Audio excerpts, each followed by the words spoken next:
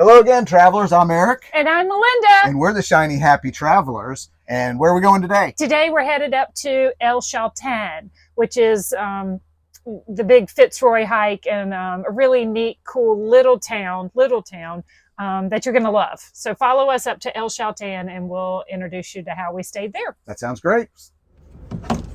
So our first border crossing, by ourselves. We did it with the bus, which was a little bit more helpful. And lots of paperwork, but passports, everything's stamped. And we think we're just going to glide through here. They said Toto. So we're going to go Toto, but we're going to keep all paperwork out just in case somebody stops us with the dog. Because they do have dog sniffing capability here for food, I guess, or drugs. But so anyway, it wasn't as bad as we were warned. They said up to 2 hours, and it took maybe 15 minutes total, both sides. Yeah, because you have to check out of Chile, drive down the road, and then check back through into Argentina. So interesting experience, but not bad. And we did okay, I think. 45 minutes total. Heading north on Route 40. We're going to go past El Calafate and up to El Chaltén. And it's a lot of miles that look like this. We stopped in a little tiny one gas station town called Esperanza, which if you're gonna get gas, that's probably the only place to do it for hundreds of kilometers. So this is pretty much our day right here. It involves endless flat landscapes with some mountains way off in the distance that you can't see right now, but they're there. And we got our favorite driver awaiting adventure. Adventure awaits. Up there. We're still on our way to El Chaltén, but we feel like we've moved from Texas to West Texas, and now we're moving into New Mexico. From a geological sort of perspective, it looks very much the same, but we're about 125 kilometers out of El Chaltén at this time, and we'll figure out our accommodations in just a little bit. Where are we at, baby? We're in Patagonia, baby. But where in Patagonia are we? We are actually in Chaltén, and we are wrapping up this phase of it. We rolled in Thursday night around 5 p.m. Went to the visitor center, which was really excellent. It was a nice little visitor center. Center. And then went into town and had a really nice meal. La Cervecería, a German beer house and local and German type food. So it was good. It was small. Really nice. The beer was good. Beer was good. But the food was just really, really tasty, or we were really hungry. But I think it was really tasty. Yeah, it was nice. And then there's 2 free camping spots in town, one across from the bus station, and then the one across a little outside of town across from the visitor center. And this is where we've been all 3 nights here. Yep. Thursday night, Friday night. Beautiful view of Mount Fitzroy and looking in through town. Yeah. Best view in town, I think, is probably right from here. Yeah. Free. Yeah. There's a pit toilet, mm-hmm. which not bad. We'll take it. And we are across the street from the visitor center, which got us some fresh water. We've had some issues with our water tank, and really not with the tank, but we didn't have a hose to fill it with. So our full freshwater tank's been empty for a couple days now. Yeah. So we've just been working off the big bottled water that we have. Mm-hmm. But it's been pretty good here. A little windy. It's a little windy. So we rolled into town. We had our dinner. Spent our night here, mm-hmm. and then we got up and did. Friday was a beautiful weather, sunny day. So we did Fitzroy. So, where are we today, babe? We're in Patagonia, baby. We are in Patagonia. Yeah. We're in Chaltén, and we're getting ready to do the hike that you're supposed to do here. It's Laguna de los Tres, also known as Fitzroy. We're going 12-ish miles, and the last 1K is all the to rocky and steep up, and maybe there's Fitzroy up there somewhere. It's a little overcast, but we're gonna get what we get, and we're gonna get adventure. There you go. It goes to the base of the Fitzroy Mastiff, and tell about the hike. The hike itself, for the most part, was not bad. It was a little bit of a work all the way up. Then it was nice and flat, and it was good. And then you got to the last kilometer-ish amount, yeah, and then it becomes very, very rocky. Yes. And rocky's fine. It was steep, and then it got steeper, and then it got a little bit steeper. So you're kind of doing almost some bouldering going up. A little bit, yeah. Handholds are good, You can climb up it without hands, but it's easier with hands. And then we crossed over the valley from the climb up to Fitzroy itself. And the wind was, you always hear about Patagonia. We've talked about the wind. This was wind. Everything else was like, just a cool breeze of only, 35 miles an hour. This was intense. This was 50-ish miles an hour, I'd say, pretty regularly. Yeah. Enough to where at the top, you're going up that steep part, and the wind and I would step my foot out, and the wind would take it. I would lose my footing because as I tried to move my foot forward, the wind would grab it. So, he gave me one of his poles, and you could lock yourself in against the wind to make forward progress. It was crazy. It was only for a brief part of that hike. Really, it was only 10 or 15 minutes to cross that section, but it was intense. The wind was intense. If you're a little bit on the thinner side, you might turn into a sail. I was well planted. But we got up there, and Fitzroy, we had clear views of him all morning, and then the clouds start rolling in around noon. Did we get there? We got around noon, 12:15, something like that. Yeah, up to the top, and hung out there and ate, ate. And of course, the clouds started gathering around the top, and then El Chaltén means the smoking mountain. That's right. And it really did kind of look like smoke coming out of there. And the clouds just swirl around it. They don't really move away from the mountain. They just swirl around it. So it's Smoky Mountain. Yeah. And the lagoon was frozen again. And the cutest thing was somebody had built a little 2-tiered snowman down on the lake, and we saw it when we first got there, 2 little balls. And then after we ate our lunch, I looked down, and he had fallen, like one of the balls, blown over. The one of the balls was done. So the wind was so bad it blew the snowman over. Right. So it was a mostly the last bit was intense, but most of it was not too bad. I thought Torres del Paine was tougher. I think we talked about it, and I think we decided the terrain on Torres del Paine was tougher. The wind on Fitzroy was worse. Terrain, wind. So be prepared for it. I like the poles. I like the poles all the time, but when Melinda surrenders to using a pole, it's windy. It's bad.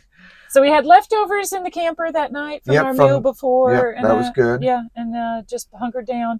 And we knew the wind, or we knew the weather was not going to be great Saturday morning. And I had actually scheduled in a buffer rest day, weather day anyway. So we knew that was an easy day. Well, we woke up that morning and we heard it start raining. Around 7. Yeah. Got some breakfast. And as we were eating breakfast, the rain turned to... Well, I like to call it thick rain. It was that sort of in-between rain and sleet and snow where it's just big, heavy, fat blobs hitting the ground. But those quickly turned into snow. Snow. Like ho, ho, ho, Merry Christmas kind of snow. There's a lot of snow, a lot of snow coming down from about 8 a.m. to about 2. 8 to 2. It snowed pretty steady for that whole time. We'll go to the shoulder in the shoulder season, she says. It's spring. It's springtime. The heat is coming. The heat. We're moving into the warmer weather. Every day it's going to get warmer.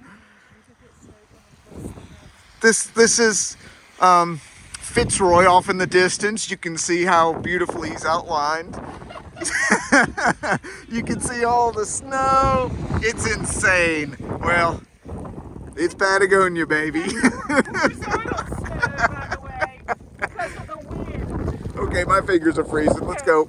So we went from breakfast to a coffee shop to get more coffee And Wi-Fi. and Wi-Fi, and just hopefully, just catch up on some stuff on with families and stuff, and hunkered down there at the cafe for a little bit, and then moved from the cafe to a lunch spot where we had more food and hunkered down from the snow. But by the time we left the lunch spot at 2, it had stopped. Yes. And we thought we would walk through town and breeze through some of the shops. Well, siesta time. Siesta. And they take siesta seriously. It's not like an hour. It's between 1 and 4 or 7. Depends on the place. Yeah. But you would think in a tourist town, because that's all that's here, they would be open for the tourist. No. Siesta is very important. Very important. So about the time the snow stopped, you could tell people just started coming out into the streets. So we were all hunkering down, and then all of a sudden the streets are filled with people. And seemed like the easiest, shortest hike that's popular to do here is the waterfall. And it's 3K out there and 3K back. And by that time, the sun had come out. It was upper 40s, which doesn't sound warm, but with sun and no wind, it was very pleasant. Very, very pleasant. The snow started melting off the roofs. It was nice. Yeah. So in the afternoon, when the snow stopped, it was one of the more pleasant weather experiences we had because there was no wind. And so we're walking out to the waterfalls, and we see a flock of parakeets. A flock of slender-billed parakeets that were so cute. They were not scared. There was lots of tourists there, and taking pictures close up. They were so pretty. Yep. I had one land on a branch about a foot away from me and just posed. Pretty. Yeah. And then as we were leaving the parakeets, we see a fox coming up the trail. Cute little fox. And he again performed for the tourist. He was coming right down the trail towards the guy in front of me. And when that guy didn't back down, the fox ran up the hill. But then he just sat there, posed. Please take my picture. Yeah. So, and then the waterfall, of course, was gorgeous. It was nice. It was a real pretty waterfall. Just a nice, easy afternoon hike. Easy recovery day hike. Yeah. You had to get your feet wet in the waterfall. Whenever possible, I get my feet wet, no matter how cold it is. Yeah. Sometimes you spend a lot of times trying to figure out what signs mean. It's at the entrance to the waterfall, so I assume it has something to do with that, but not sure what. We came back and hit a microbrewery and a couple beers and came back here. Oh, couple beers, and then we went shopping. And you got this beautiful hat, and I got this beautiful the lady's mother. I said, was it made locally? I wanted to make sure I bought something local.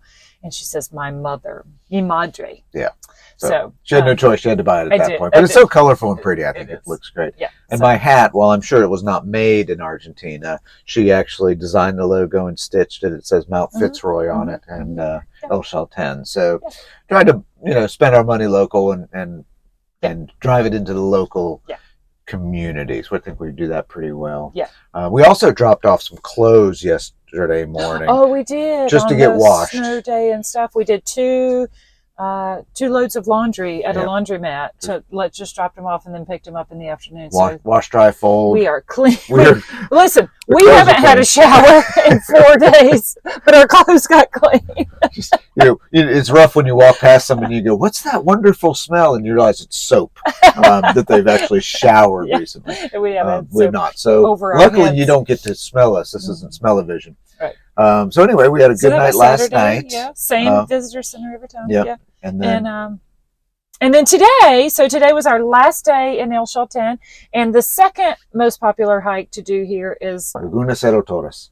And it was again a beautiful bright sunny day. Yep. 50 it probably hit, and you were actually in short sleeves most of the time. Yeah. Now again, you get to the top and where the mountain and the first time we've been to a mountain with a lagoon in front of it where the lagoon has not been frozen. Right, but there were icebergs in it. Yeah, there were icebergs in it. Beautiful day for a hike. Yeah, it was. And it was not as hard as Fitzroy. No. A little climb up into it, then it pretty much leveled out. Yeah. Some ups and downs. Yeah.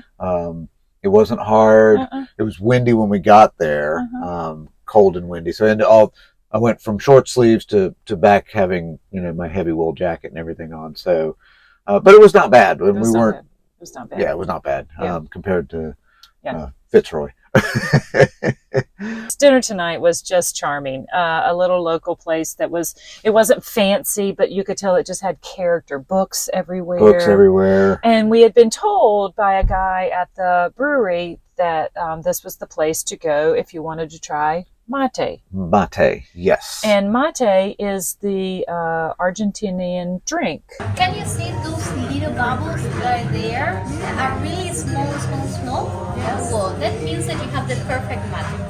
When you have the bubbles, it means that you throw in the water in the right and in the umbrella all the time. So, at the beginning, the mate is a bit bitter, like when you have a lemon, like your face is going to change immediately. My face is going to change. Yeah, I know what you mean. Don't worry about that. Yeah, you don't have to pretend that. The mate is fine. No. Don't pretend. If you feel that you need more water, you just pour it. Yeah. My face is going to change. Your face is going to change. Well, it's hot. It's hotter than I expected. Yeah. And it is bitter. Is it bitter? It's bitter. It's very bitter. Yeah. She says your face will change. And it did.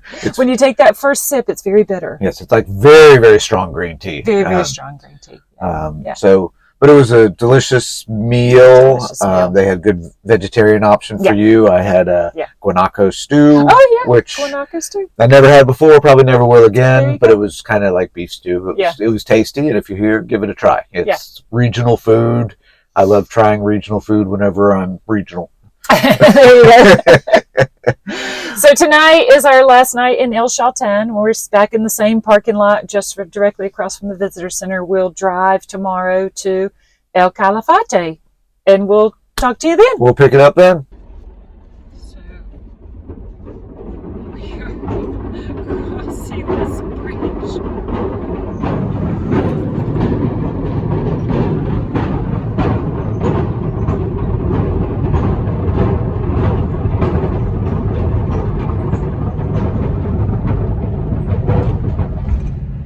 Obviously a one-car bridge. So this is the only gas available in El Chaltén, which is actually outside of town, and it's just a little blue box, and you'd pull in and point the side where your fuel tank is, and then they fill up. Now there are two grades of diesel here in Argentina. There's regular grade and then there's premium, and if you've got a normal car or truck that runs on diesel, you want premium. The other is for semis. So anyway, that's the gas station. It's pretty cool. And welcome to South America.